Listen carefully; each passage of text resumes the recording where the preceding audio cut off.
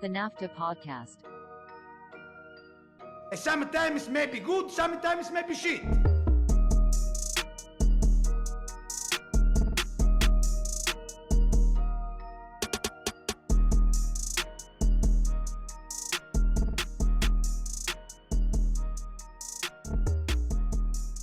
NAFTAA Podcast, we are back. It is an episode in the 180s, 185, 186, whatever it may be. You got the full squad here. Michael, Dylan, Nick, and myself. A ton to go into, a ton to talk about. We have defined-ish segments now. We're rolling. We're having a ton of fun, which means, let's say this at the top, give us a follow, give us a like. Rate us some 5 stars wherever you purchase your podcasts. Hopefully you don't purchase your podcasts because that's a pretty noob move. But also check us out on YouTube. I think that's actually probably the best way to watch us, to take in the podcast. You get to see Michael's disappointed look on his face every time we say something he doesn't like. Nick gets confused sometimes. Dylan wears a lot of different jerseys. And I'm usually sweating by the end of this. So something for everyone. Take a gander at the YouTube. Big weekend for Michael and I. Buckeyes pulled it out at the end. That was huge for us. What's going on in Jersey with the Tucker brothers? Dylan, go ahead. You lead us off. How was your weekend? I may have had. This isn't going to be great for where I've been talking about, but I may have had the best Friday night. One of the best bars that we like to go to in Hoboken.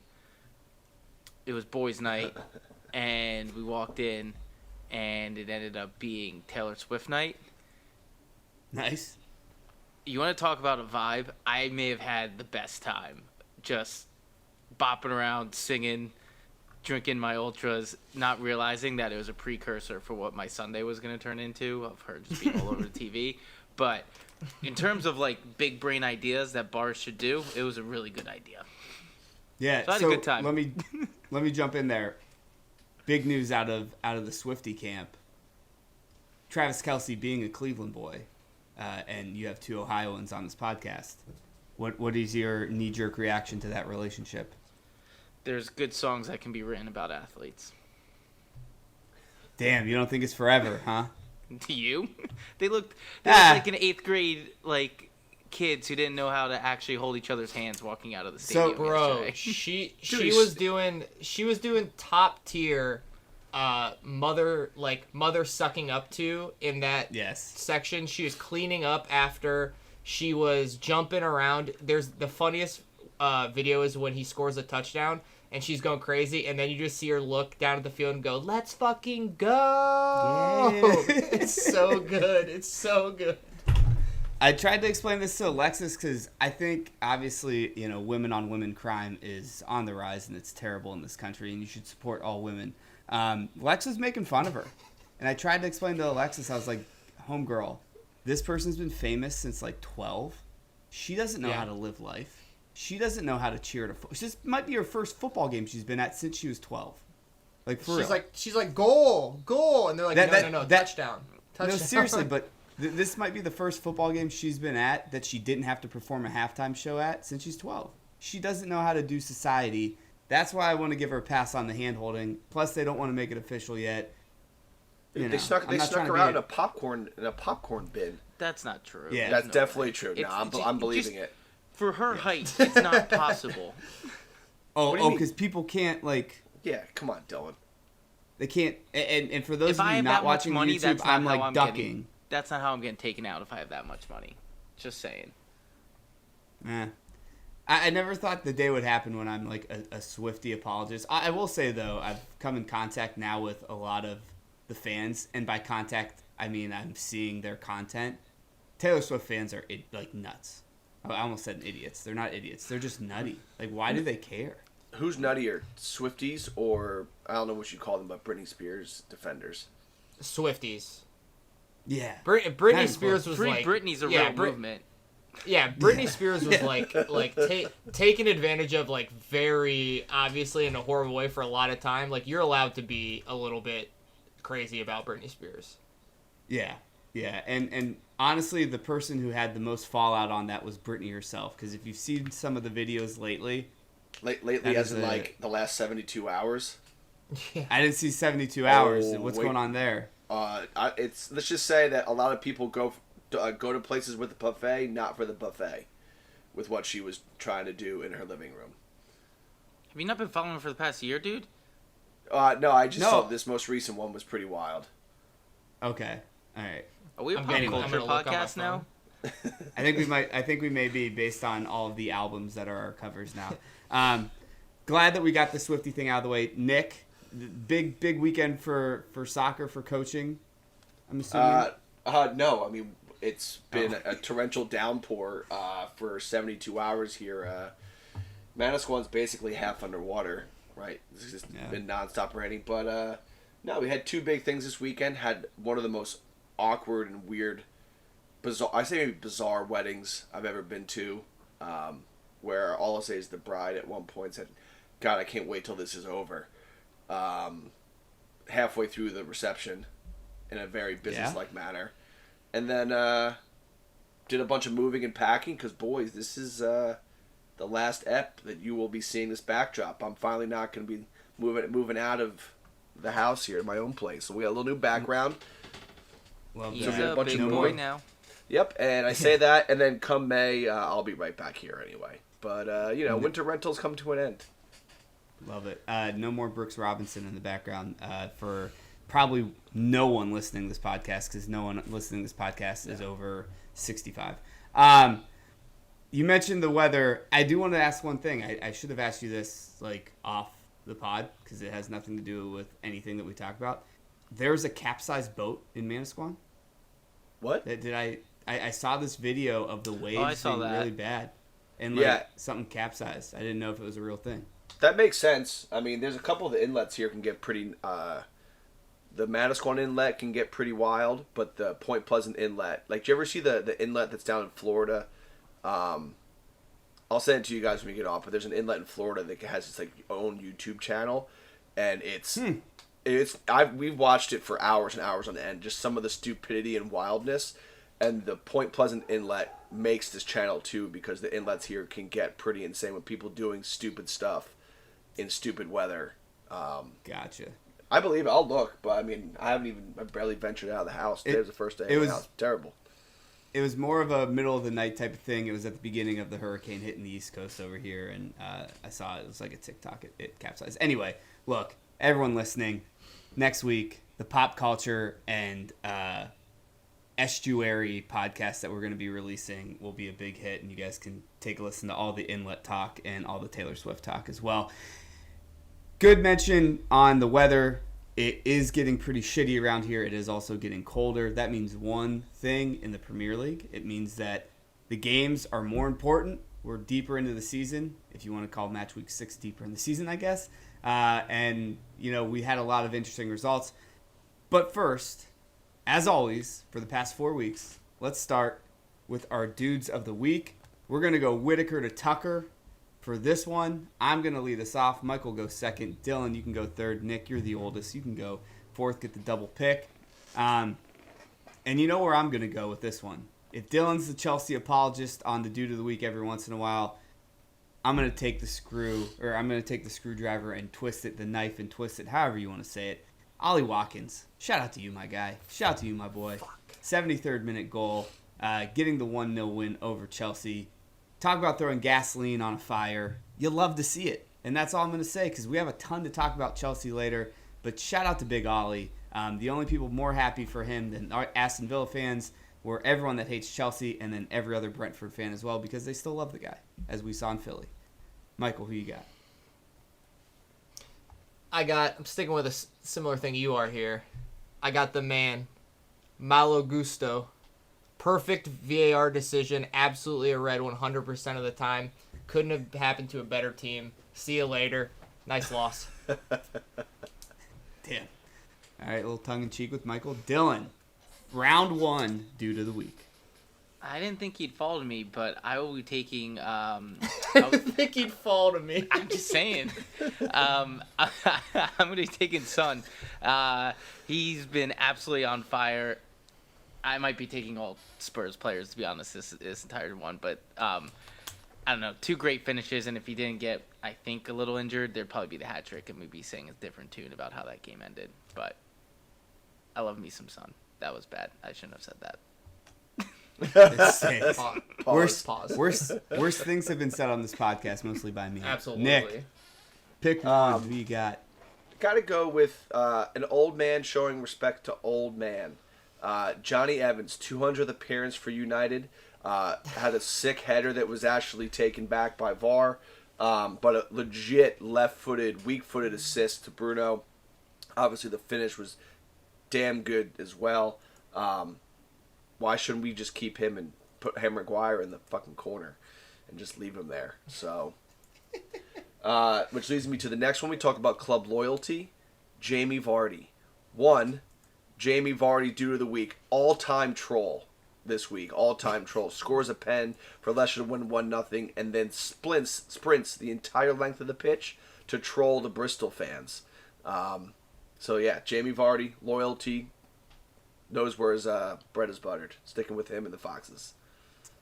Love it. He has to be like top 5 troll. Yeah, easily. Shithousery, Jamie Vardy. I actually didn't even realize that Johnny Evans played for United before until you said that, and then I went back and looked. Man, just didn't realize that. Dylan. First goal in almost a decade for them. We thought when he scored. We thought he scored. Yeah. Dylan, round 2. I'm going with John Champion. If you watched the telecast of Arsenal and Spurs, his commentary, I was laughing for half of that entire match for the way he was just shitting on Romero and his day and how he was having it. And then, I don't know, there was, you know how like British commentary is just so different than what we get here in the States? Like, It was John Champion. It was masterclass. It was beautiful. It was amazing. Love it. Michael, who you got? I got to go Kieran Trippier. 3 assists and an absolute beatdown of Sheffield United. Hasn't looked great start of the season, but that game was pretty wild. To a team that I had said last week wasn't as bad as everyone thought they were. Yeah, a little disappointed, though. Trippier, when your team scores 8 goals, you don't even get 1. You know, people are talking about that. My second round pick, Big Ange. Love him. It's like, it's so annoying. Can't hate Tottenham as much as you used to now. I think that he's totally changed the persona and how you view that team, which is pretty annoying because, if I'm being honest, you just love to laugh at the folly that is Tottenham most of the time. He's turning that around. I love that guy. Talks very well. Talks about a lot of topics that I think a lot of coaches are afraid to. So I think he's a cool dude. And then speaking of another coach, an old-time coach, my 3rd round pick. Shout out to Lou Holtz, you old piece of shit. Damn it. Damn it. I was going for it. Fuck. Yeah. Listen, I'm going to treat this podcast just like the Buckeyes treat their team. This is my family. So if Lou Holtz wants to come out here and talk about how Dylan has no toughness and we can't get the job done, we're not going to put out a podcast this week because someone's sick or whatever, we're just going to prove him wrong. So Lou Holtz, I know it's premature, but rest in peace, you dead bitch. Shout to him. Michael, who you got? Round 3. I just want to, second in my head, I was thinking like first time ever on Due to the Week back-to-back, same person. But I just want to say Lou Holtz, like the guy who wrote a letter in 2022 to the head coach of Notre Dame basically saying that you're a shit coach. Like, what a piece of shit. I hope you wear diapers. I hope you piss yourself every day. I'm going to go Sam Johnston, goalkeeper. Kept the 0-0 alive for John's portion of the parlay. An absolute great performance. Honorable mention to Bern Leno for that one as well. Keeping it consistent with some players here, but I was going Ryan Day and Lou Holtz for my number 3. I should have taken him earlier. Yeah, you didn't know I was going to scoop it right in front of you. Yeah. Scoop it right in front of you. Dylan, round 3. I just wanted on the record, I am not taking someone back-to-back weeks. I am taking shorthanded Pedro Neto. He was phenomenal, and for as shitty as the Wolves were, he was the only bright spot in terms of getting us a point in what could have been a disastrous outing. And he's got the most dangerous, I'm pretty sure, XG or crosses or whatever in the Premier League right now. So shorthanded Pedro Neto. Should we actually be shouting out Pedro Neto's agent for not being as good at his job as he should be? Because that guy should have been out of there by now. No, he's coming back from injury, so we got lucky. Yeah. He's going to be gone after this year, but but we got him for one more. I love it. Nick, get us out of here. What's the last dude of the week for you? I think that we deserve a pat on the back. My dude of the week is John Whitaker for correctly selecting Fulham draw under 1.5 goals.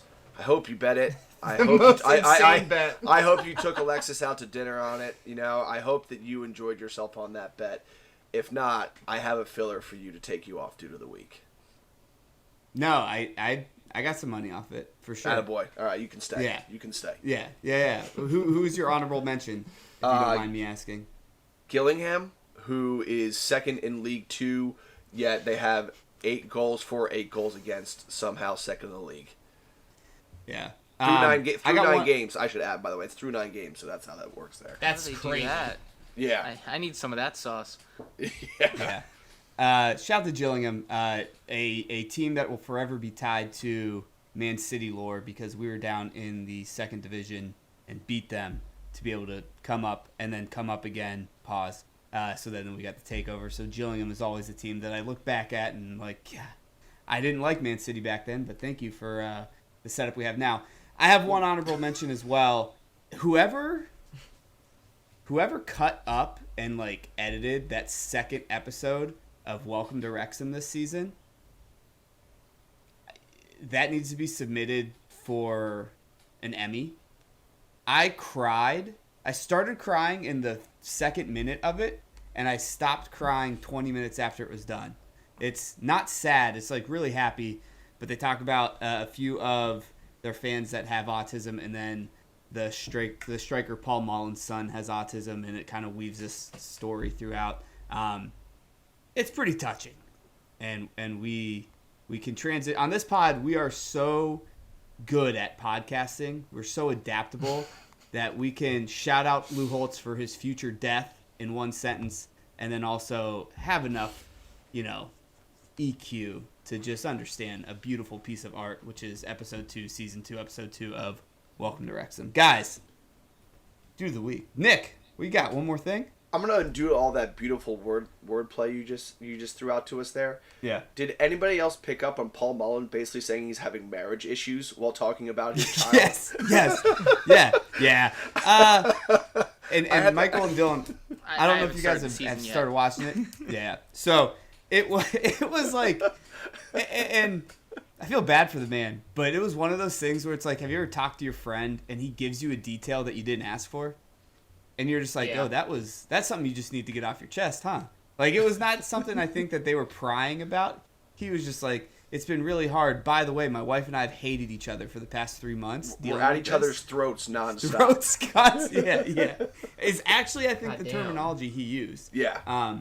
So, yeah, dude, but still, beautiful episode. Yes, and agreed. Paul Mullen stayed together for the kid. I think that was a good move. It worked a lot in the 70s with a lot of parents back then. Look, let's dive into the match week. We got games that we're going to fly through. We're going to talk game of the week, Arsenal, Tottenham. We're going to talk about our least favorite club, which is actually might be our favorite club deep down, to be able to chat about Chelsea. There were 8 goals in one game. And then there was an upset that I neglected to even put into the rundown that we have to talk about as well. The race for the bottom just got a team with 3 points, which is rare to see. So we'll talk about that too. But let's fly through the first games. Nick, thank you for the shout out. First game of the week was Palace Fulham 0-0. We called it out. I called it out. You guys rolled your eyes. You guys said I was an idiot for putting this in the parlay. It hit. It was big time. Palace at home, not as good as it was last year maybe. Fulham, no striking ability. Dylan knows about it, Jimenez up front, but a 0-0 game there. Luton won, Wolves won. Morris with the pen for Luton was in the 65th minute, but Pedro Neto had the goal right before that in the 50th. Neto, honestly, as we just mentioned before, trying to put the team on his back, a la Greg Jennings. Man City 2, Nottingham Forest 0. Phil Foden in the 7th, Holland in the 14th. And then a red card with Rodri quite literally doing a WWE move on Morgan Gibbs-White, I believe, got him out of there, and City did not score again in the second half, but 3 points to City. Burnley 0, Manchester United 1. The Bruno Fernandes goal in the 48th minute with the assist from Johnny Evans that we also mentioned right before this give Manchester United all 3 points in a game that I'm sure for your confidence, Nick, you wanted to make sure you won. Brighton 3, Bournemouth 1. Dom Solanke opened the scoring in this game, giving Bournemouth an early 1-0 lead. This game played out, I think, a lot how a lot of Bournemouth games are. They don't look bad. They actually do some good stuff. They take a lead, but they just cannot hold on to it. There was an own goal right before half to tie it up, and then Matoma, right after the half started in the 46th minute, takes the lead, and then again in the 77th, 3-1 for Brighton. Liverpool 3, West Ham 1. Mo Salah with the pen in the 16th minute is tied up by Bowen in the 42nd, but Darwin Nunez in the 60th minute and Jota in the 85th give Liverpool all 3 points. All right, guys, there's 6 games there. We don't really need to dive into the Palace Fulham. I think that every take that we've had the last couple weeks just played out in that game, right? Fulham can't score. They're not as good as they were last year. Palace is not going to lose. I don't think they're going to lose many games to these mid teams that are just like them. I think they're going to have a lot of draws this season, and just happened that way. Anyone want to add there? The fact that we had a bet on 0-0, I refused to watch it. I couldn't put myself through it. Yeah. Just saying. Yeah, exactly. So that's all we had there. Dylan, since you jumped in first there, let's also have you jump in here with your own team. A goal from Neto in the 50th minute while being a man down. Obviously, I want to hear about your thoughts on Bellegarde. I don't know if that's how you say it, but we mentioned it the weekend we were staying together and hanging out. He gets the red card.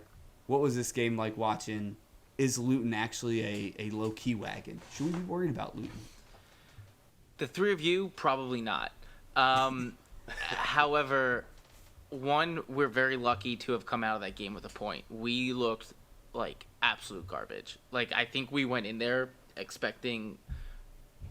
I think we were the Dallas Cowboys where you thought you were playing the Cardinals and you were just going to walk in and get whatever win you were looking for, and we came out flat. I think Luton at home against teams that are at the bottom of the table is going to be a problem. Like, I think it's different on the road, but I only saw part of when Chelsea went there, but watching this full game, like, it's not wrong. It's loud. It's small. Like, it's just a completely different environment that if Luton comes out strong to begin, it, I think, throws the away players off, and for some of the teams, i.e. the Wolves and some other teams that aren't as good or are having some confidence issues, they will definitely be a problem. I still think they get relegated, but I think them at home, they're going to steal some that they shouldn't. Yeah. I don't know if you guys follow this podcast called The Lads Podcast. He actually has a pretty big following. It's based here in New York. But I got one of my questions one of my hot takes on there, and I said what I've been saying this whole time, that the bottom 3 this season will have the least amount of points ever. And I got 80% people to agree with me. I do think they're still going to go down. I think you're absolutely right.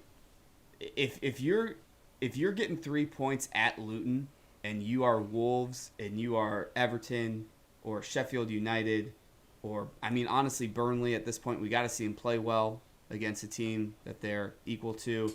Nottingham Forest, we think, is probably the best of that bunch that I just mentioned, but that's going to be a tough game for them too.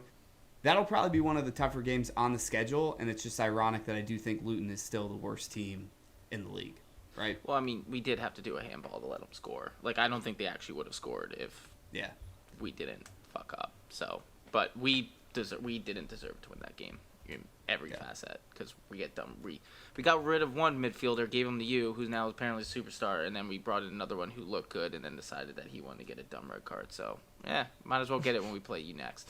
We're playing chess. Exactly. Speaking of playing City, a 2-0 win for the Sky Blues. Look, I do want to get. I don't know if you guys got to watch this game. I do want to get your take. That red card by Rodri was absolutely uncalled for and was ridiculous. I want that on the record. I don't want anyone to think that I don't think that. Ridiculous in the giving of it or him doing it? Him doing it, yeah. Okay.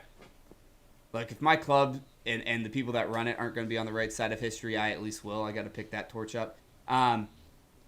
Wild to... All right, Michael, relax.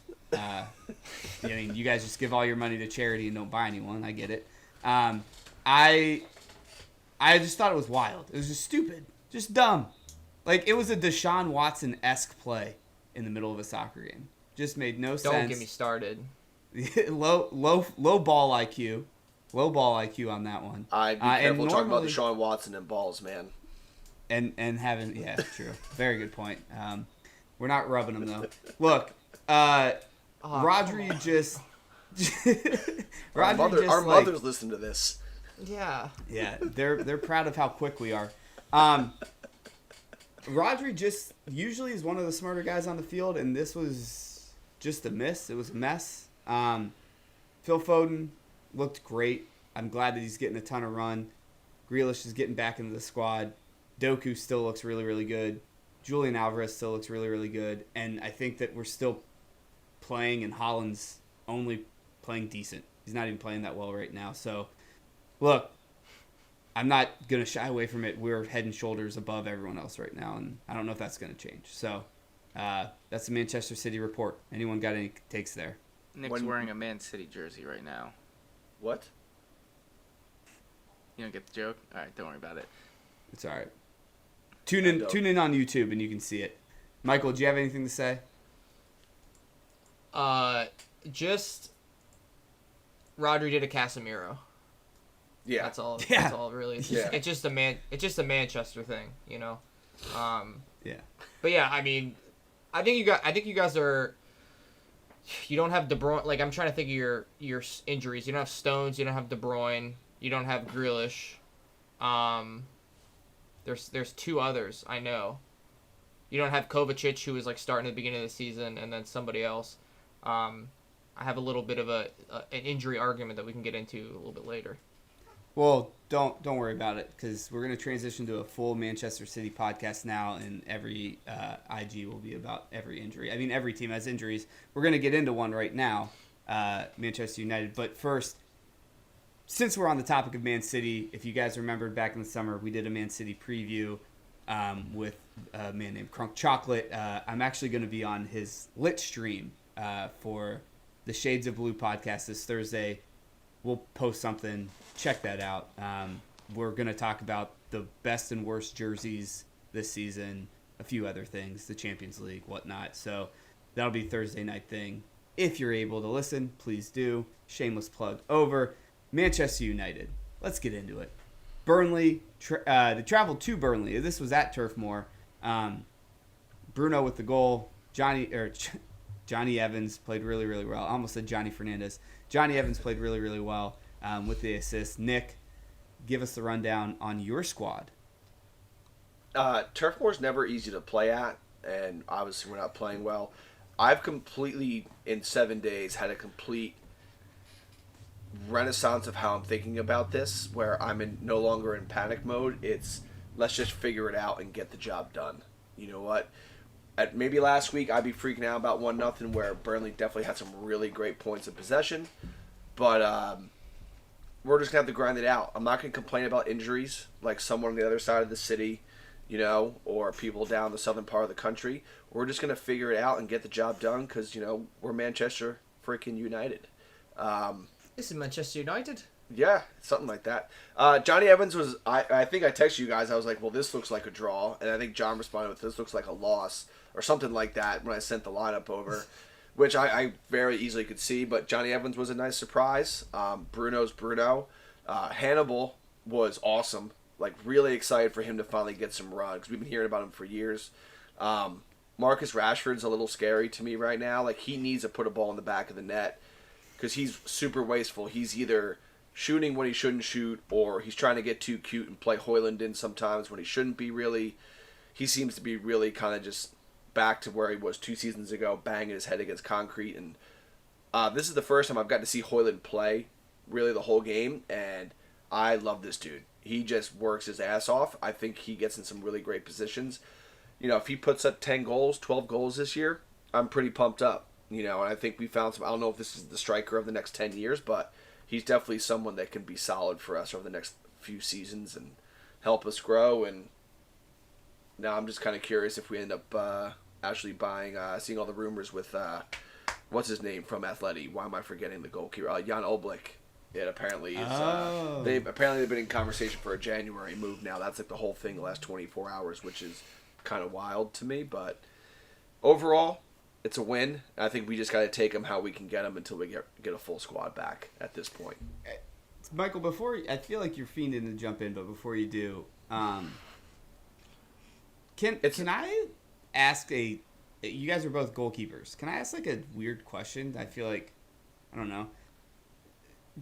Nick, wouldn't you think it's just such a waste of money to buy a goalkeeper 2 months ago and then buy another one in the winter? Like, how did they not know this was going to happen? Or how? Like, why is this happening? Why can't Onana be any good? I saw all the stuff going on today, and I just go, dear Lord, we're turning into Chelsea, and I started to have a panic attack. I think Onana's just pressing, 7 out of the, what did we say the other, like last week, like 7 out of 10 goals, or 7 goals on 10 shots. Like, more times than not, goals are, the keeper doesn't have a lot of a chance to, I'd say, I mean, this is a completely arbitrary number, but at least half goals that you concede, you have nothing you can do about it. There's not much you can do. Hopefully he'll settle in. The defense has been atrocious at the same time. They've been really poor, and I'd have to check the stats on this because I don't know, but I want to say he's had the same center back pairing in this is the 6th week in 9 games. He's probably had the same center back pairing twice, maybe 3 games. So it's been pretty disjointed. Even back 4 has been really disjointed. So he's been put in some bad spots. He's also fucked up a lot. Don't get me wrong.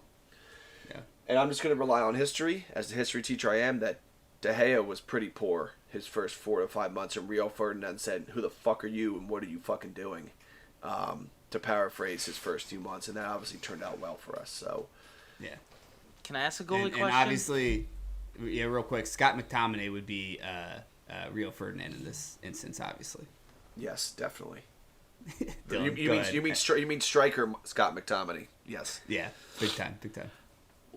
What's up with, because this is the reason that we got put in the position that we did in the Wolves game, and I noticed it also kind of happened in the North London derby, and then also with Onana not playing his best. What's with the goalies making saves and then immediately wanting to get rid of the ball, trying to get some type of penalty of having someone interfere, get goalkeeper interference, and then they don't get in, it just leads to a dumb turnover. I feel like it's happening more this year than in the past, and I just don't get it. Because goalies are, at their core, they're idiots. The farther they get away from the goal line, the dumber they become. Yeah. All right.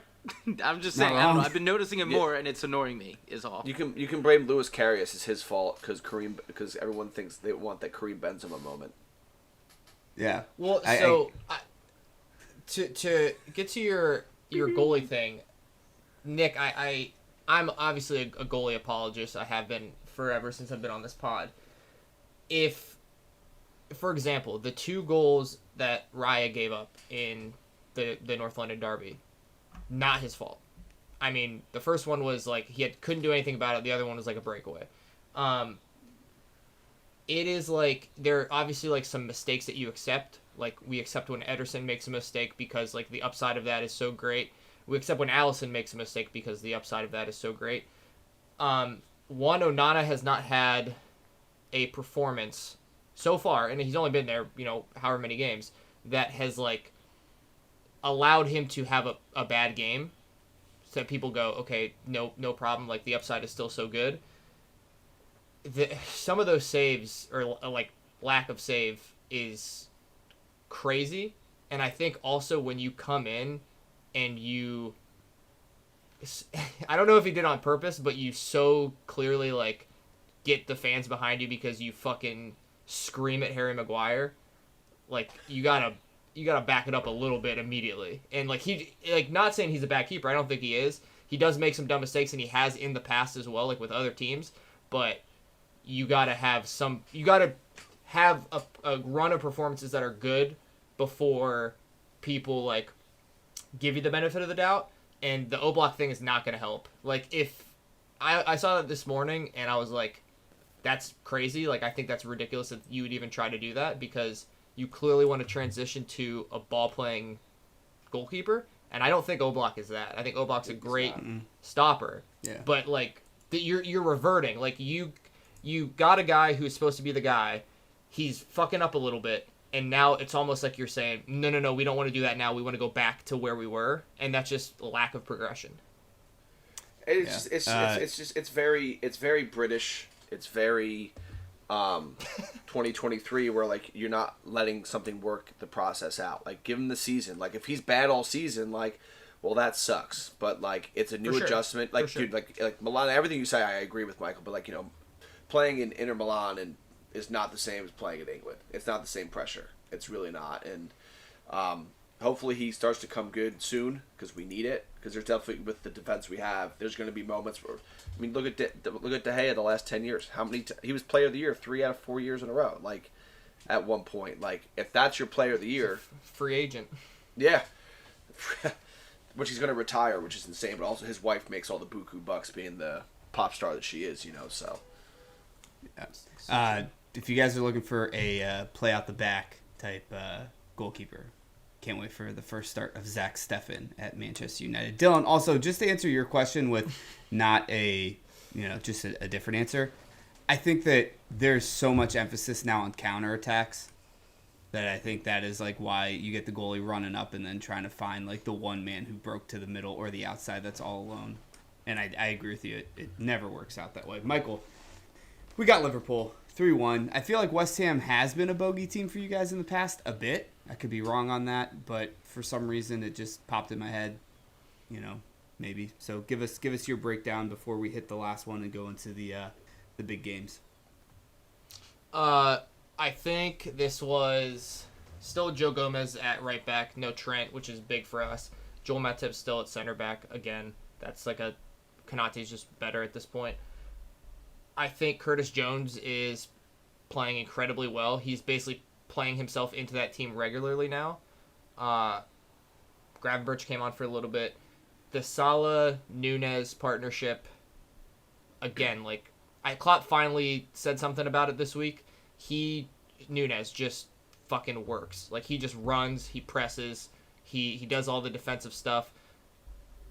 It's turning into, like, that chemistry that you see, and like that goal that he had was fucking sick too, after he missed like literally an open goal like 2 minutes before that. But it's just gonna happen.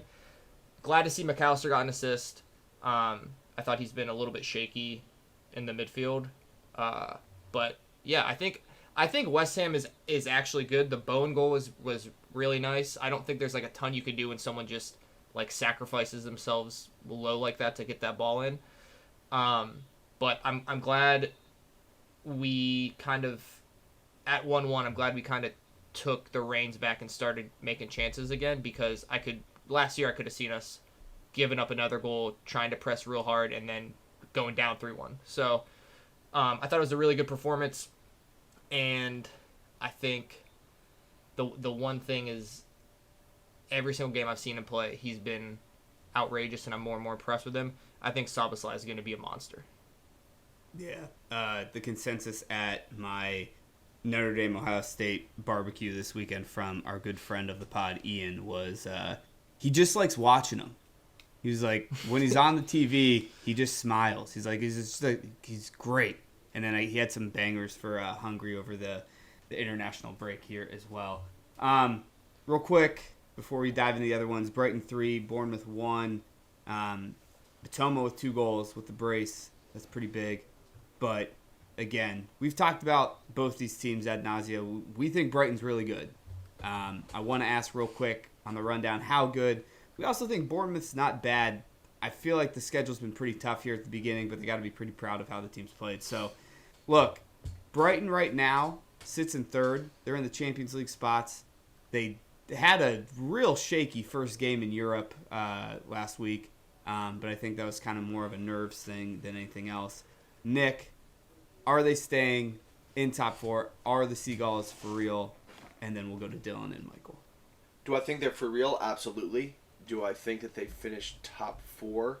I think that depends on the depth of their run in the Europa League, because clearly there was definitely that first half was definitely a little bit of shaky leg syndrome. It's kind of the Saturday morning blues we like to call it, and when we play our high school games when kids aren't able to wake up for a 10 a.m. game and they put on a show the second half.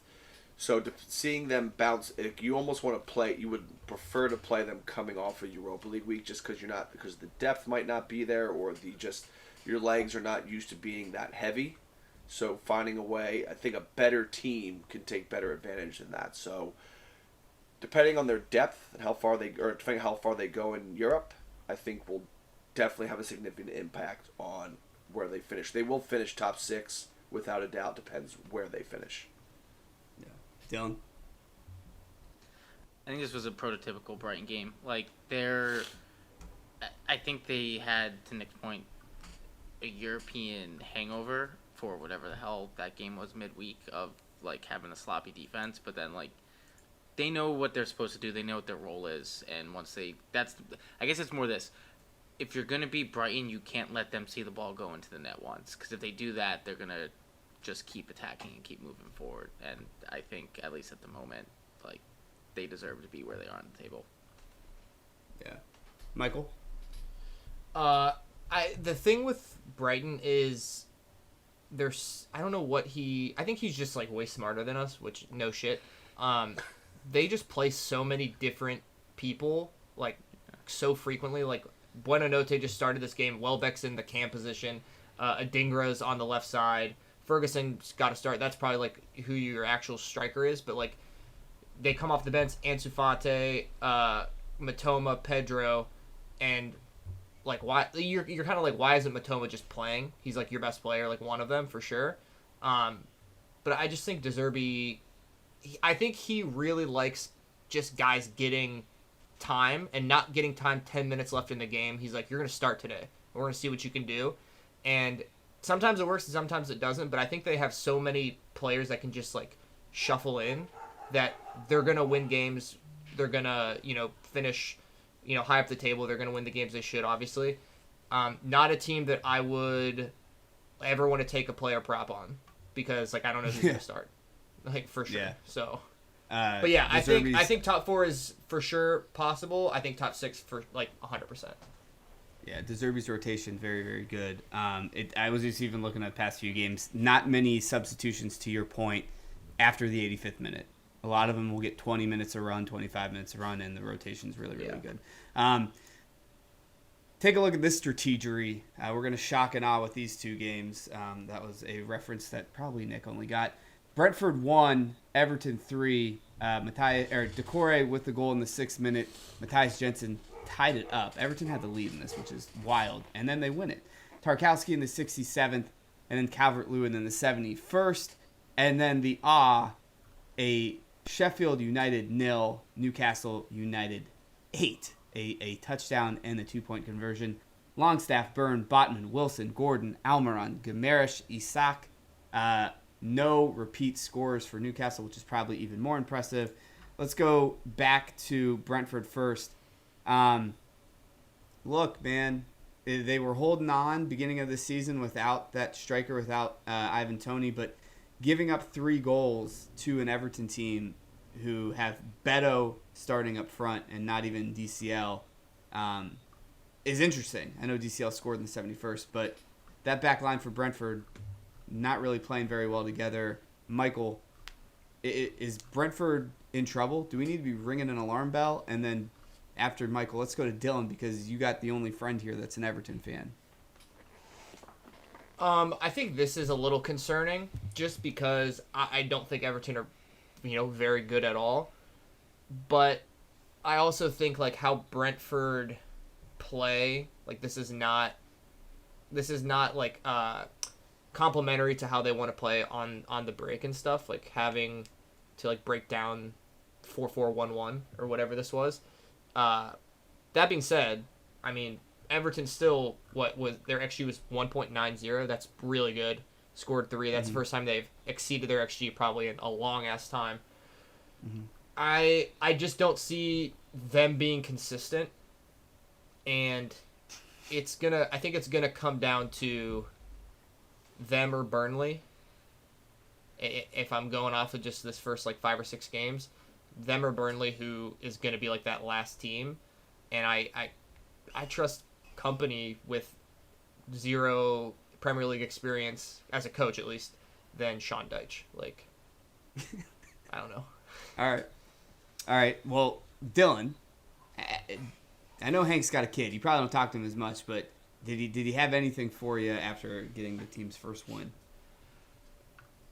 You're gonna play the curb music and probably clip this with what I'm about to say. I think DCL just need to see it go in. I think he might go back on a run. Like, I think Everton has their striker, and they are going to probably be dangerous in terms of maybe coming in 15th or 16th. But, like, I think between Beto is in the right places. He's allergic to the net right now, like, in terms of half the time shooting it to the right and it looking terrible. But eventually him and DCL are going to be on the field at the same time, and I think that actually might be something that is a positive for Everton. So I'm sure Michael's about to stuff me in a locker with his hand raised, but I don't know. I think Everton's still going to have the Everton games, but I think this makes them a little bit more dangerous moving forward. And I'm happy I got them out of the way with 3 points. Michael, you had your hand raised. I'm not going to stuff you in a locker statistically or anything like that. I'm just going to put a bold prediction. Calvert-Lewin is hurt within the next 4 or 5 games. And he doesn't score more than he has 1, right? That's his first goal this year. He doesn't get over 5. Michael loves the downfall of an Evertonian. Loves it. Nick, we didn't go to you there, but 8 goals. You've been on the receiving end of a lot of 8-goal games. How do you think the Sheffield United teams are feeling? Well, I guess that shock and awe is more of, aw. We feel sorry for you. Yeah. Sorry, Nick. Wait, sorry, eight. No, I was 8. Come on, it was 6, guy. Like, I know I'm not a math major, but 7. No, someone 7? hit you for 8. I'm pretty sure. No. I think I saw it right. Also, shock and awe was in reference to invading the wrong country by Bush. Go ahead, Nick. You could also, I got that one, but I was just trying to sympathize a little bit here. First off, I just want to call myself out for if anyone followed me when I said, dude, hammer Brentford right now.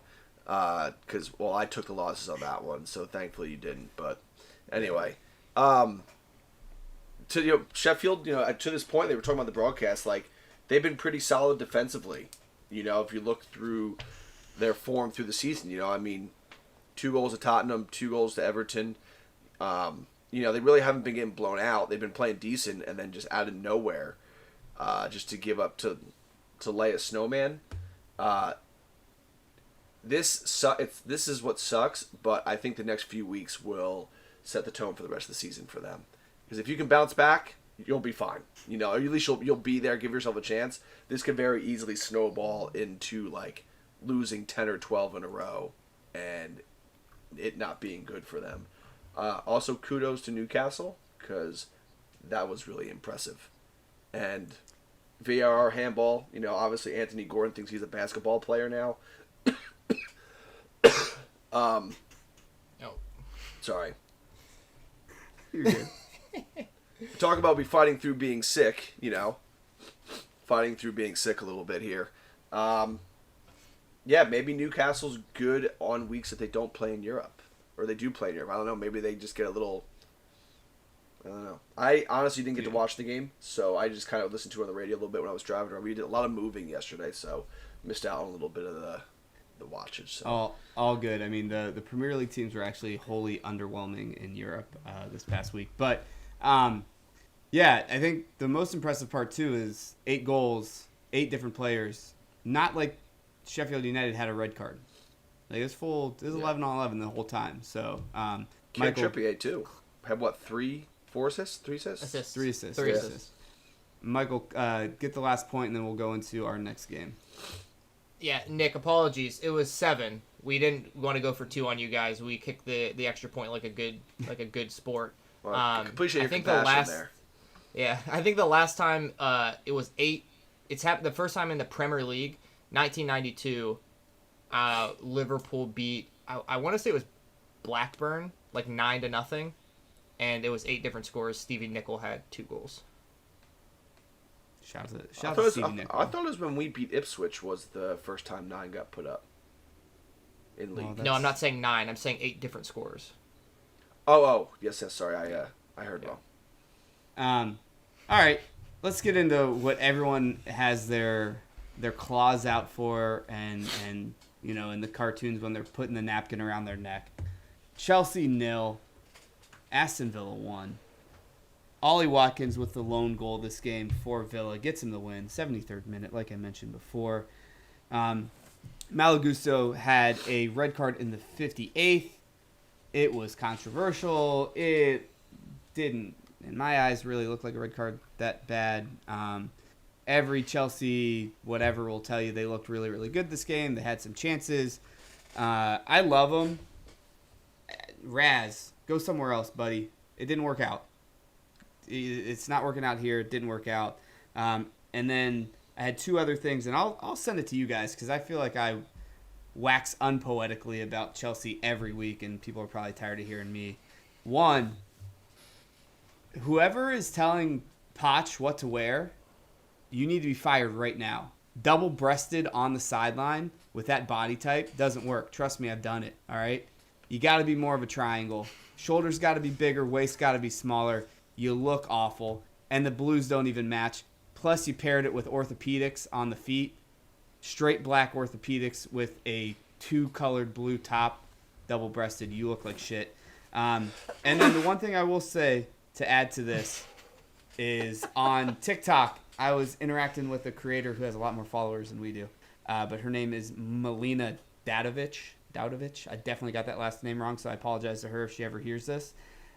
She's got really, really great content. She's a big Chelsea fan. And I posed the question that we said last week. I said, yo, I'm not trying to be a troll. I really want to know your take. Would you rather be Chelsea or Man United in this very moment? It was before the match week started. And she said Chelsea, because she said at least they're built for the future and they have a plan with younger players. I don't think anyone on this podcast agrees with that, but I wanted to throw that out there because it's a take that I have not really heard, in all honesty. So I know that Dylan's really respectful and nice, and I know that Michael really, really wants to go. So let's go to Michael first. I want to just real quick on that. I think just because you have young players does not mean you're set up for the future. I think we all understand that. I think she meant there's a plan. There's a plan to a degree. Is there? Kind of more of what. Well, I would question that too, but if I'm going to question that, I would invite her on and be like, hey, like, we're not going to attack you, I promise. It may sound like it based on listening to this segment, but, like, what plan? I don't know, man. But go ahead, Michael. Yeah, I just, they miss on, like, almost every transfer, it seems like, except for, like, I would maybe say Enzo Fernandez. That being said, Chelsea, now officially with that Everton win, tied on points for the worst team in the Premier League in 2023. The 2023 table, they've played 29 games. They have 25 points. Everton, 25 points from 27 games. So Everton can actually make up. They have 2 games in hand. They can make up some more points on that. Just wanted to go through some more stuff here. Lukaku, 3 goals in September. Chelsea don't have any. If they don't score against Brighton this EFL Cup, they will not have... I'm sorry, Nick. They will not have a goal for goal of the month for the second time in a calendar year, by the way. Let me just put that out there. I think I sent this. Oh, Jesus. Okay. It's all the same points. Well, I mean, they're everywhere. They're literally everywhere. John, I think I sent you this one. They haven't beat a top 15 team since Spurs 2 seasons ago. They haven't beat a team that had existed in the top 15 at the time of them playing. That is crazy. And then I want to just get to this point, too, because we have a Man City person here. We have a Manchester United person here. I have been plagued with injuries as a Liverpool person. Chelsea, according to FOTMob, 9 injuries. I would argue 3 of them are maybe in your top 11, your first 11. Manchester United have 8. And I'm counting Amrabat too because he played a minute. He just got back from injury. I would argue 4 of your players are in your first 11. And then John, I looked at yours, 5 players injured. I would make the argument that maybe all 5 of those players are in your first 11. So I don't know where Chelsea think that when these injuries come back, they're just going to take the league by storm. You are fucking delusional if you think that. You guys are 12 down. You have no shot ever being in the top 10. You are a mid-table ass team, maybe a bottom team. You're not going to get relegated, but your year's going to suck again like it did last year. I hope you're ready for that because I can't fucking wait.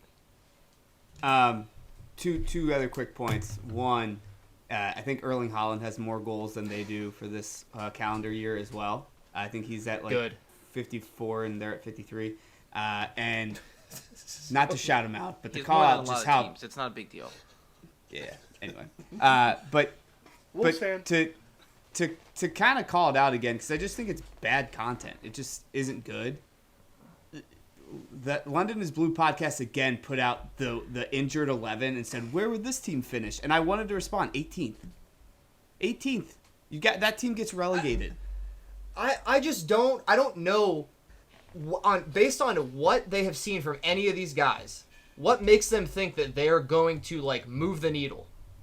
I will give you Nkunku. I think Nkunku is a great player. He is not a striker. He's a winger. He's not an out-and-out goal scorer.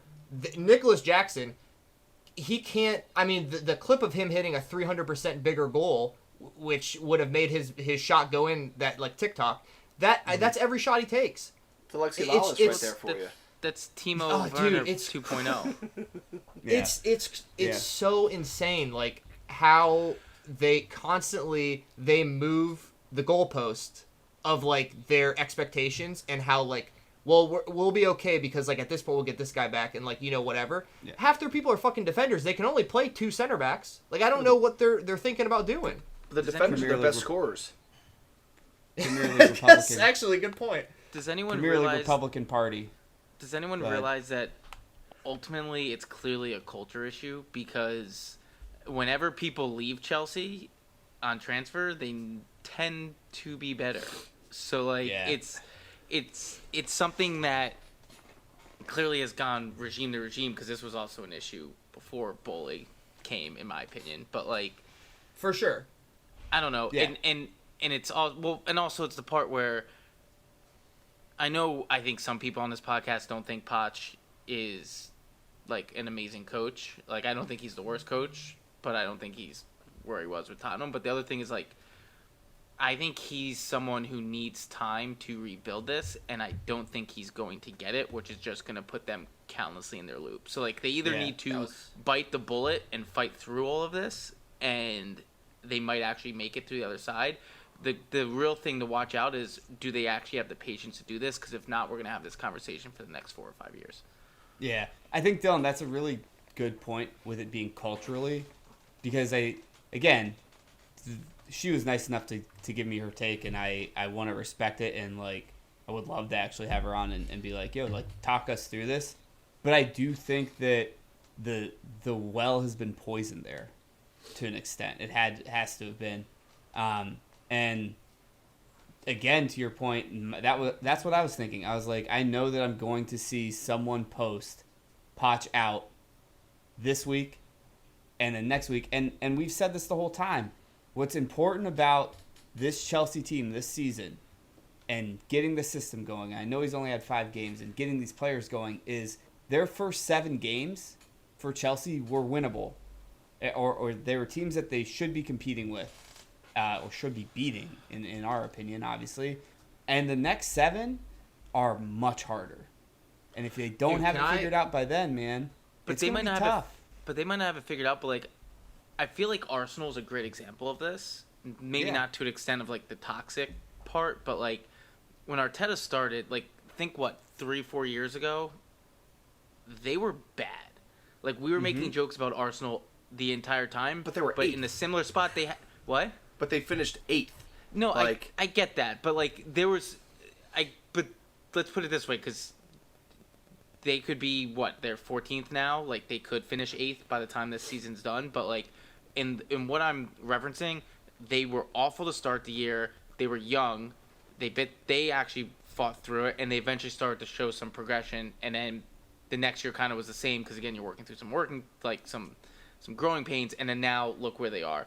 I just don't know if Chelsea will have the same patience, and that's where I'd be worried if I was a Chelsea's fan, is that they aren't going to sit through and live through bad times. Dylan, to your point, like, Kroenke and Arteta had to wade through Arteta out for a year and a half at the very least. Maybe 2. Correct. And that's how they did it. Michael? So, just you guys talking about their next games. They have Brighton in the Cup. I don't think they're... I've seen multiple Chelsea fans just be like, we don't care about that. It's like, okay, cool. Don't care about the EFL Cup, whatever, fine. You haven't been close to winning anything. Wouldn't it be nice to just, like, win a game? Fulham away, Burnley away. Okay, and then those are the next 2. And then you go home against Arsenal, home against Brentford, which maybe that's how Brentford are playing right now. That might be a win for you. Away to Spurs, home against City, away to Newcastle, home against Brighton, away to United. Okay? You're not winning any of those. You have no shot. Nick you think 5 points? I think the line for the bold take here is I want 4.5 points over under through December 9th, which includes Everton. Through December 9th. I'm pretty sure includes I said 0 because we decided, I can't remember if it was last week or 2 weeks ago. We kind of decided December 9th. The Everton game kind of tended to be the cutoff where we all agreed. I think 4.5 points is the line. And I want to know over or under right now, gun to your head. No. So over if you're saying from now till December 9th, that's 10 games. Yes. Okay? 4.5 points. I think that's too low. I think it's over. But I think 7 points is, like, unacceptable. I think, yeah, I agree with that. So I would say, like, that run of games that you're talking about from, like, the Arsenal game to the United game, I would say, like, 3.5, 4.5 is good for that. But, like, they could beat Fulham, they could beat Burnley. I don't think they will necessarily, but they could do that. If you said, like, 6.5, 7.5, that would be a tough pick. All right. I see some people saying. So let's go with 7.5 then. Let's take it. Let's go 7.5. I'll go under. I'll go under for sure. I would go under only for the fact that I see them not getting out of this rut against Fulham. Not the tip picks for later, but like they need to win these next 2 games to have any type of confidence to go into that schedule. And when that doesn't happen, and they already are like, oh no, we've scored 0 goals in a month, like we're not putting up any points, all that type of stuff. That doesn't spell, okay, I feel confident, and I don't know where they're away and home, but like that's not confident going into I have to go play Arsenal, I have to go play Liverpool. Speaking of which, Arsenal's already has 2 ties that they shouldn't have at this point, so you don't think that they're going to, that's a must-win for them in terms of what their actual aspirations are and all this type of stuff. Like, ultimately, I feel really bad for the guys that I was told to stop having fun banter with when we were in Philly that told me they were going to come in second, and then also asked where I finished in the table, and I said 1 spot behind you because it's going to end up being the same. So I don't know if that guy took our sticker or not, but I feel bad for him. Yeah. I have two quick points I'd like to add on here. One, in response to the United versus Chelsea thing. I mean, we all have a car, right? It all has parts. It all works. But the person driving the car is just as important as the actual vehicle. Always at the wheel. Yes, exactly. So I think that talk about the culture and everything, if you can't get a young core organized and built up and actually in the right mindset, which Arteta, as you watch in All or Nothing, they might not have been good, but that dude had a goal, and he just railed on it every day. This is what we're doing, and it's obviously paid off. Chelsea doesn't have that, so that stuff could blow up in their face. And I think Poch can do that, though. But I don't think, as you said, I don't think the Chelsea management culture, will allow him. Right. But and then my second point is I would like to be a little bit positive here because, we've been kind of on the negative train the last 5 to 7 minutes. There is a winner in all this. I hope you guys know that, right? Do you know who the winner is in all this? The NAFTAA Podcast. Well, always, winners win. But 3 Telecom is the winner in all this. Because they're not the sponsor anymore. Because they're not losing. There's no sponsorship. They don't have to have every time they're getting lost. Every time that all this negative press comes in, there's no T-Mobile's going nuts. Obviously with Bayern, there's none of that negative publicity, and you're just a walking billboard of negativity. 3 Telecom, whatever you did to get out of your contract, my hat's off to you. Yeah. Which comes first, a Chelsea goal or a sponsor on the kit? Sponsor on the kit. Well, to refer to Michael, he said all the points he took with the goal. It wasn't that the one you said, like the goal of the month is going to have to come from the training facility or something like that. Literally. Yeah. It's going to be like watching the Mudryk highlights, best goals of. One last thing before we go into North London Derby as the game of the week. It is just serendipitous and chef's kiss for how my takes usually go on this pod that, if we're being honest, like Malo Gusto, one of the better players on this team, actually plays pretty well, and I just clowned him for the first week and in that preview. So I apologize, Malo Gusto. You've actually been playing pretty well. Was not familiar with your game. Arsenal 2, Tottenham 2, North London Derby. Romero with an own goal in the 26th minute gave Arsenal a lead. Son clips a goal in the 42nd to tie it up. Saka with a 54th minute pen. And then, honestly, like it's a fast break, Tottenham score a minute later in the 55th to tie it up. No goals after that. I think the general consensus here is Arsenal did not look as good. Spurs looked decent. Not great, but decent. Maddison had the 2 assists to both Son goals. And the midfield itself for Arsenal didn't play well, and it looks like Declan Rice might be out for a couple weeks, is the last I heard as well. Nick, I haven't started with you on any of these segments. I apologize. Do you got the initial thoughts here for the North London Derby between Arteta and Postecoglou? One, thank you for teaching me how to pronounce Ange's last name because I didn't know how to do it, so I was just calling him Coach Ange. I mean, it was pretty much everything we thought it would be, which was pretty exciting. 2 top teams at top of the league playing really, really well, and clearly the moment wasn't too big for either of them. They went at each other. I thought when the PK happened, and then Son comes down, boom, right away goal again. I'm like, dude, this is gonna end up 4-4 or 5-4. I'm like, this is gonna be electric. But that buzz was there when as much as you say we bust Spurs' chops or whatever and all these things, like seeing matches like that is why we're here. It's reasons why we love this game. We love this league. Period. Just an exciting match that early in the season, I don't think any other sport provides you with that. Really, it was just exciting. Honestly, I was watching on and off just because we were moving a lot of stuff in and out of the house.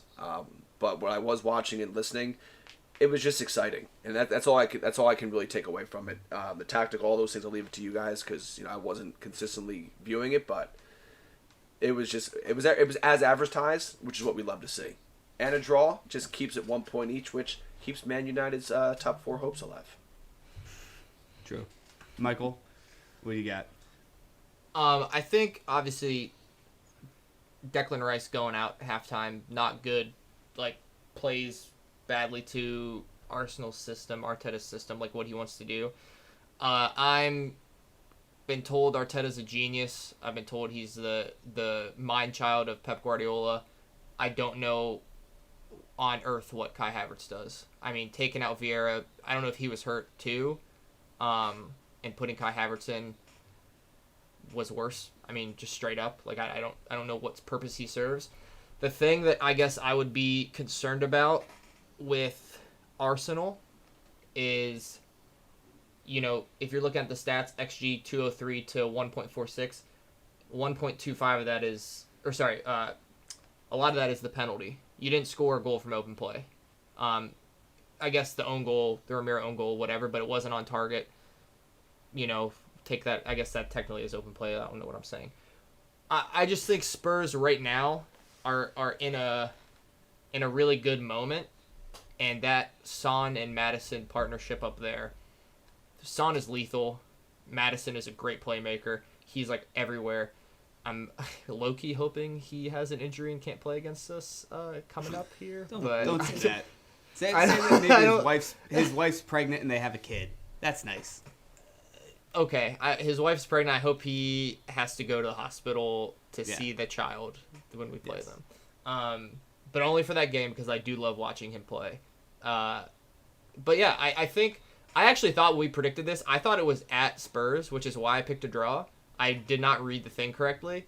But shout out to Spurs and Coach Ange, as Nick would call him, for pulling this one out.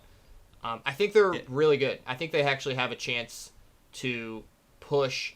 I don't think they're going to win the league, obviously, but I think they have a chance to like push those teams at the top like every single game, home or away. Results like this make me just know that they will beat City at home this year for sure. Dylan, what are your thoughts on the North London derby? I had fun. The Tuckers kept it simple here. It was enjoyable. Listen, I was looking for a fun, enjoyable game. Yeah, like there were goals. Teams that don't like each other, great atmosphere. Like ultimately, Tottenham's obviously more happy with that point than Arsenal is. I think I hate this because I've actually not liked Spurs during the Harry Kane time. I don't know why. I think I just like there was something deep down that I didn't want them to do well because I find it funny.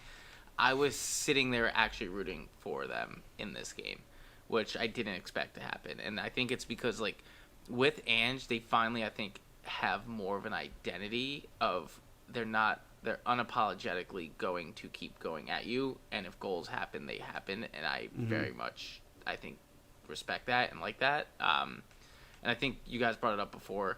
Declan Rice going out, I think, killed the midfield dominance that Arsenal was at least having early on, that then allowed Tottenham to control the game a little bit more towards the back end. So, yeah, I don't know. Like I said, good hard-fought match. I think Tottenham's here to hang out in, you know, the top 4, top 6 discussion, and Arsenal just keeps dropping points, which isn't helping my overall prediction. So, hope to figure that one out. Go ahead, Michael.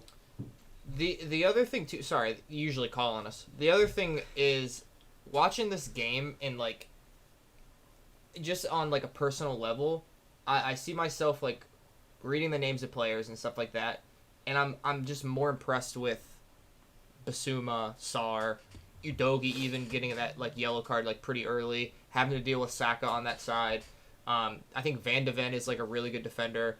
The one thing I did forget is like Jesus had to play on the left because no Martinelli. I think Martinelli is like a real big get for Arsenal. Like he plays like a really important part.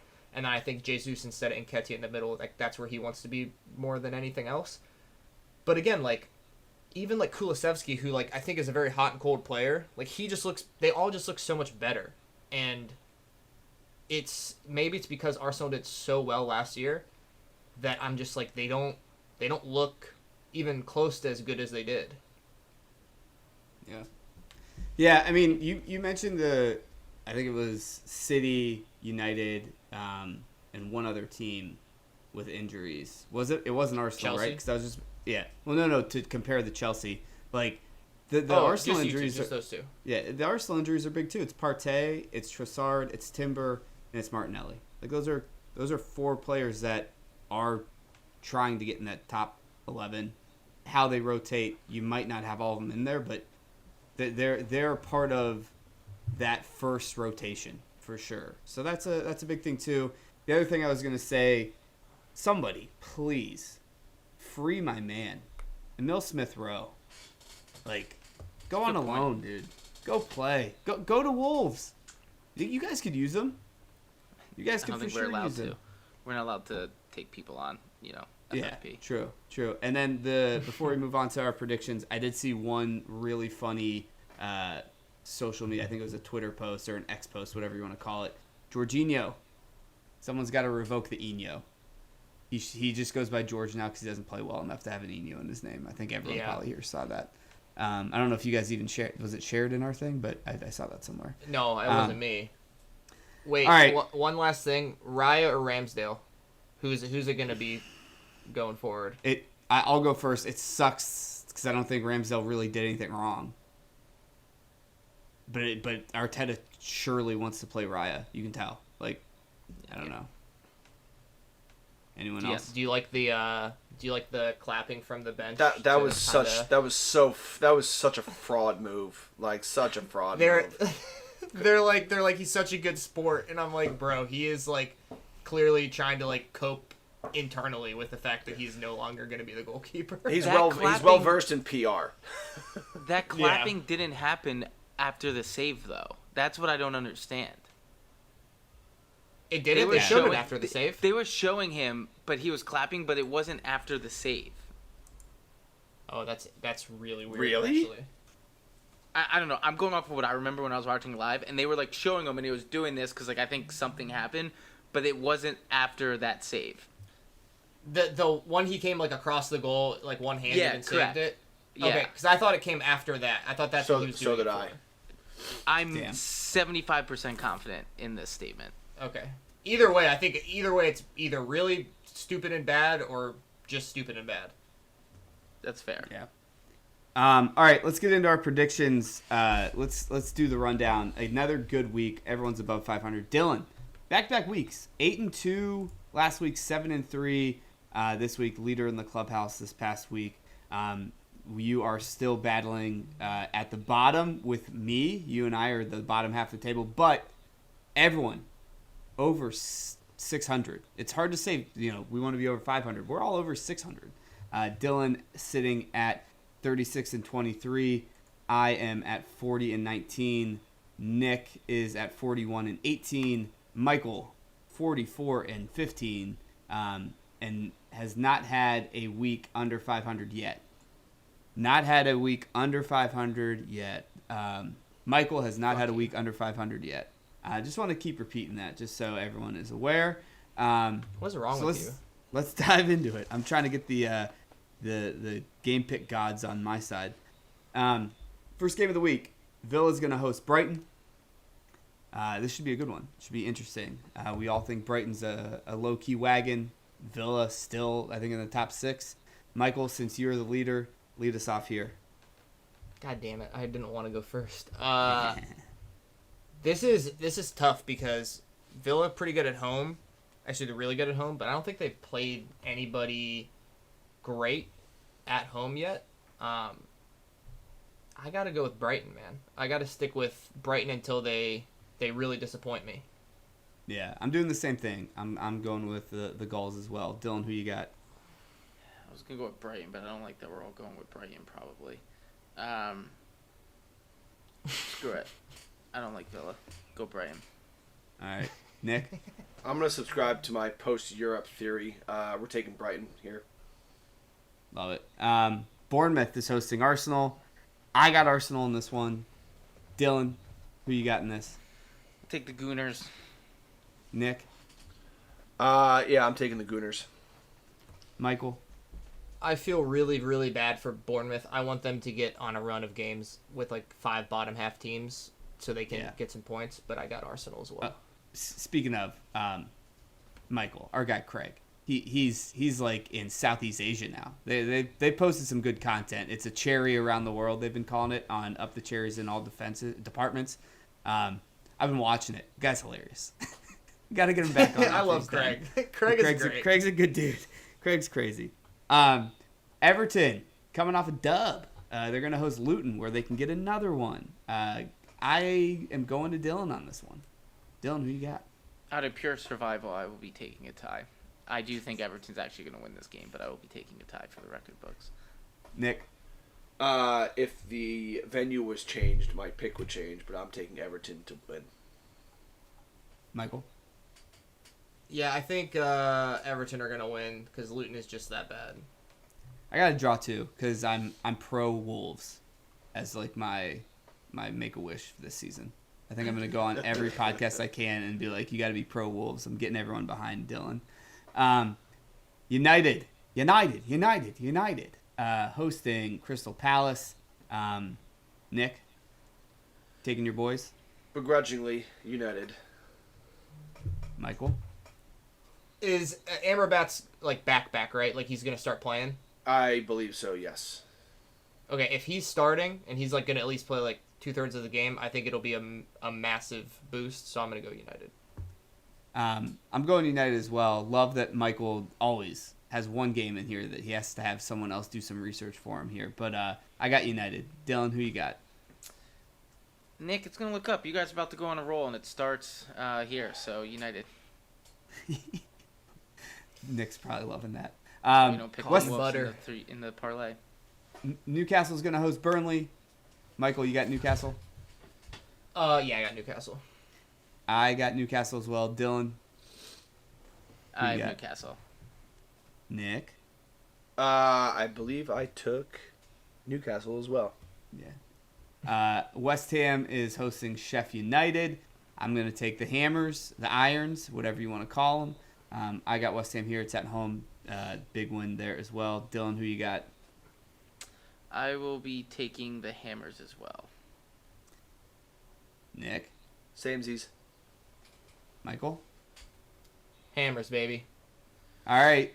The closest NAFTA members who live by each other derby, Wolves are going to host Man City. It is the Two River Derby is what we'll call it. Brooklyn versus Hoboken. Dylan? Who you got? Congratulations. I'll be taking City. Nick? I feel it. City. Michael? City. Yeah, I got City as well. Game of the week. I think Michael actually dubbed this one Game of the Week because I don't think I added these games. So actually, shout out to Michael for the help. If you didn't help, just take it because I haven't complimented you in a while. I did. I did it today. Love it. Thank you, brother. Spurs hosting Liverpool. Michael, what are your thoughts? What's going on in this one? Like I had mentioned, if Madison isn't playing, which I think they said he's 75%, so it looks like he's going to play. If he's not playing, I'm very confident that we can win because I don't think their defense is great. This is got draw written all over it, but I'm going Liverpool. Yeah. Nick, who you got? I took a draw here. I did as well. Got a draw for Spurs Liverpool at the London Stadium. Dylan, what do you got? I'm drinking the Kool-Aid. I'll take Liverpool. Oh, the other Kool-Aid. I thought you were about to say the Big Ange Kool-Aid. All right, so 2 Liverpudlians and 2 draws. Forest, they're hosting Brentford. Brentford down bad, tremendous. Forest look decent, look sneaky, look crafty. Nick, who do you got in this? I'm taking Forest just because of the home field advantage. Interesting. Michael, who you got? Forest. I just think they're good at home. Man, you guys are really screwing me up. I got Brentford. They got to come back. They got to bounce back. I'm a bounce back guy. Dylan, who you got? I'm taking Forest because they're good at home. Damn it. I look like an idiot. Last game of the week, Fulham is hosting Chelsea. Look, this is a troll pick, but I got a draw. I got a tie. 0-0. That's the troll pick? I don't think that's a bad pick. 0-0. I'm doing another one. The draw -1.5. That's probably going to be great odds on that one. I might throw a flyer on it. Dylan, who you got? I also have a draw. I think the Cottage is a tough place to play. Cottage is going to be rocking. Nick? I'm taking Fulham. Wow. All right, we're fully off. We're off Chelsea. Michael? I've been trying to play. I've always been like, they're. You know what? I'm gonna lean into my comments finally. Like, you know what? They're just not good. Let's just start actually doing what we say. I do think a majority of our losses are Chelsea can't be this bad, and then we don't get it right. So, Michael, who you got? I do think Chelsea get a goal this game. I think they lose 2-1. Wow. All right. Over. Get the over on that one as well. We got a bonus pick. Luton and Burnley are making up their game on Tuesday, which means... You remembered. I forgot. Yeah, I forgot. Which means we're not going to have to record until Tuesday of next week, so check out the next episode coming out on a Wednesday. Nick, let's start with you. This is a big game. Luton versus Burnley. Who you got? Where is it? Sorry, where is it? Luton. You didn't fill it out. You're going to have to just knee-jerk it's in this one. It's in Luton. We're taking Luton Town. All right. Michael? Luton, baby. This is the fucking game for them. I'm telling you. They're going to be so amped. All right, I got Burnley. Fuck you guys. Dylan, who you got? Again, survival purposes, I'll take a tie. Yeah, I love this. All right, those are our predictions for the week. Like I said, match week goes until Tuesday of this week with the bonus game. Check out our episode coming out Wednesday for that. All right, let's get into the bets. Podlay, the first leg of the Podlay. Nick, it's going to be a new rule. It's going to be a new rule. Up. If you're the person that fucks up the Podlay, you got to go first the next week. Let's review real quick though on the Podlay. Arsenal Tottenham over 3.5 hit. Porto money line, which meant I had to get this out early. Hit. It was the right bet. Yes, it was. It was absolutely the right bet. Palace, Fulham, draw, under 1.5, hit. Wolves money line did not hit, which is painful for Nick because he picked it, but kind of painful for Dylan too because he had to live it. So. I followed it too. That was a big money maker for me if that sucker hit too. Like, I could have told you not to do it. I think I told you not to do it. I think it has to be the commitment of all of us that we follow this Podlay every week. So yeah, yeah. So Nick, who are you leading us off with this week? I have 4 choices lined up, and I was hoping I was gonna get to go last to read the room and how we were going. 3 choices. Oh God. So you have no choice. Can I give you the 2 choices I'm stuck between, and then we make a group decision? No, you gotta pick one. Just you pick are one. the flakiest motherfucker. All right, we're gonna take Man City money line first half minus 135. All right, Man Even City though money line. they score most of their goals in the second half, it's Wolves. True. Wolves do play very good defense against them. Michael, what's your leg? I got over 3.5 Aston Villa Brighton plus 105. Ooh, I like that. Man, I've made some out of pocket picks, and they've hit. And I told you guys last week, I was like, look, I'm gonna rein it back in, for sure. What I got is the tie and over 1.5 for Tottenham Liverpool plus 330. That's What a great pick, actually. Tie, a draw, over 1.5 for the game, plus 330 Tottenham Liverpool. I was looking at Liverpool, that game between 1 to 3 goals. The range of goals was interesting to me. Well, that would hit. Michael, make sure you're keeping track of these 2, please.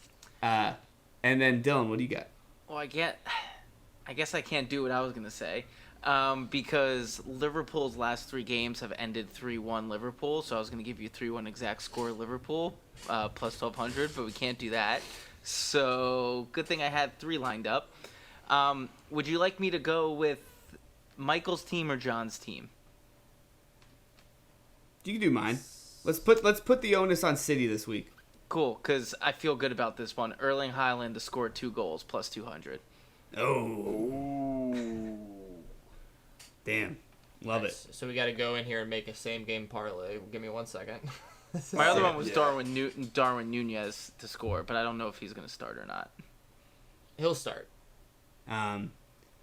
Well, let's do this. While Michael gets our odds for the parlay, let me go into my parlay of the week.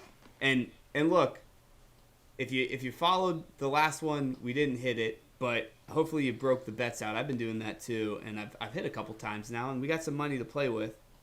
So I'm going to do just a flyer. Do a half a unit, a quarter of a unit on this. There's 3, and everyone knows how much I like a game result and an over-under combo. Arsenal win, but under 1.5. I think it's a 1-0 game against Bournemouth. Bournemouth play a pretty stinky defense, or a stingy defense, not stinky, stingy defense. And Arsenal kind of haven't figured out the scoring lately. That's plus 850.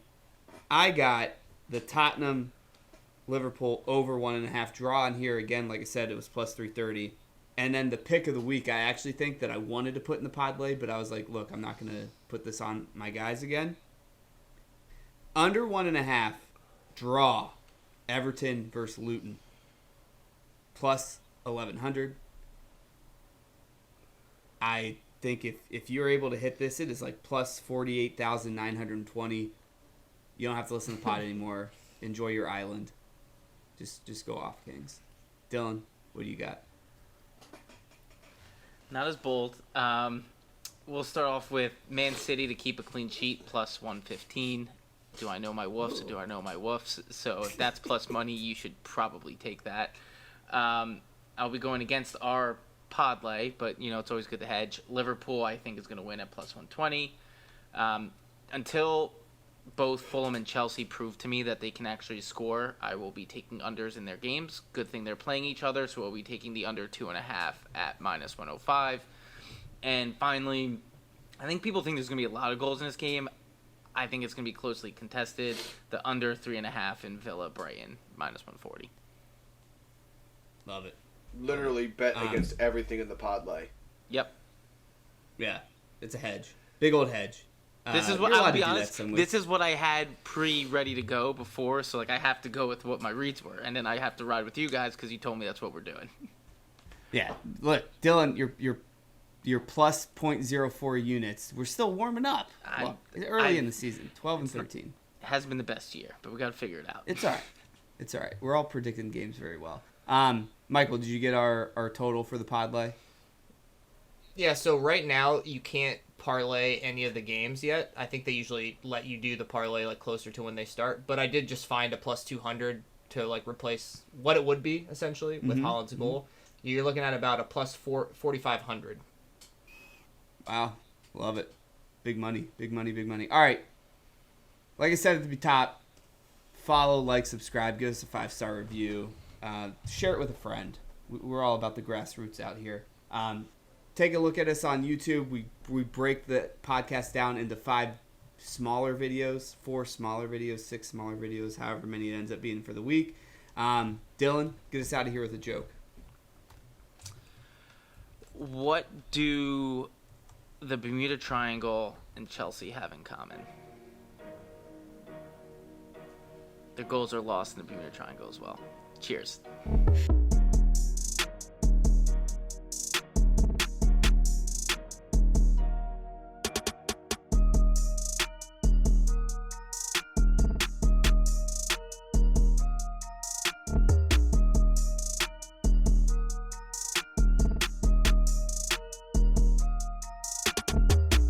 The NAFTAA Podcast.